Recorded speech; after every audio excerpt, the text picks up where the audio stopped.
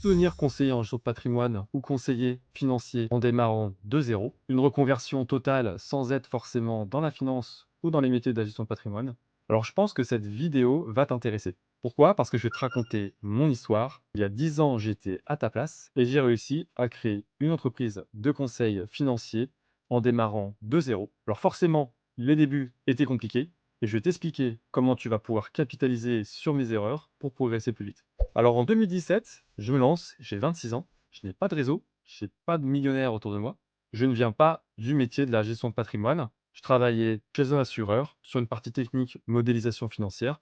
Alors oui, tu peux dire c'est assez proche de la finance. J'ai un diplôme en assurance et en finance, mais pour autant, j'avais de bonnes notions sur la gestion de patrimoine en tant qu'autodidacte, mais je n'avais pas de diplôme à proprement parler sur la gestion de patrimoine. Donc 2017, je me lance et je fais des choses qui me paraissent les plus intuitives, c'est-à-dire démarcher des amis, de la famille qui avaient déjà exprimé des besoins sur des investissements, des besoins d'accompagnement sur la partie investissement et j'obtiens mes premiers clients de cette manière. Sauf que le problème, c'est que je n'ai aucune formation commerciale, aucune formation sur la vente, donc je tâtonne. Je pense que je perds à peu près 1 an à 2 ans à essayer d'affiner et d'affûter ma capacité commerciale sur les enchaînements de rendez-vous, sur les relances, sur les suivis, sur le traitement des objections. J'estime que j'ai dû perdre 1 an à 2 ans uniquement parce que je n'avais pas de base commerciale.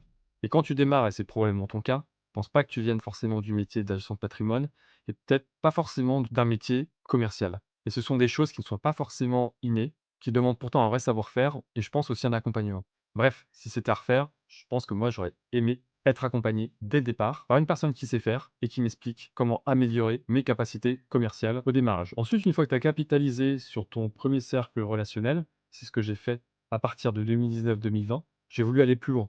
Donc j'ai utilisé différentes techniques d'acquisition client, que ce soit sur internet ou en présentiel, pour pouvoir alimenter une pipeline de ce qu'on appelle de leads, c'est-à-dire en fait de contacts qui ne sont pas encore forcément bien qualifiés, pour les convertir en prospects, puis en clients. Et là, ce qu'on s'aperçoit, c'est que c'est beaucoup plus difficile. Parce que pour convertir une personne que tu connais, qui a déjà confiance en toi, et à partir du moment où tu lui proposes la bonne solution, c'est beaucoup plus simple que de t'adresser à une personne qui ne te connaît pas, qui est méfiante et qui peut-être te met déjà en concurrence avec 2 ou 3 autres conseillers. Et c'est là où les capacités et les compétences commerciales vont faire la différence. De bien structurer, d'avoir déjà des solutions intéressantes pour ton client, parce que tu vas être en concurrence avec d'autres conseillers, de bien structurer tes différents rendez-vous. Mais si tu veux avoir une accélération dans ce métier et avoir un portefeuille client qui est beaucoup plus conséquent, très souvent, tu vas devoir trouver des leviers de croissance externes. Moi, personnellement, c'était sur de la création de contenu sur internet à l'époque. Toi, tu peux trouver d'autres leviers en fonction aussi de tes compétences et ce que tu aimes faire. Si aujourd'hui tu te poses des questions sur ton projet de reconversion professionnelle pour devenir conseiller en gestion de patrimoine, je te propose de prendre rendez-vous avec un de nos responsables pour que tu puisses échanger sur ton projet, voir si ce qu'on te propose est pertinent pour toi et voir si ça peut réellement te faire gagner des années de pratique comme j'aurais aimé avoir à l'époque quand j'ai démarré.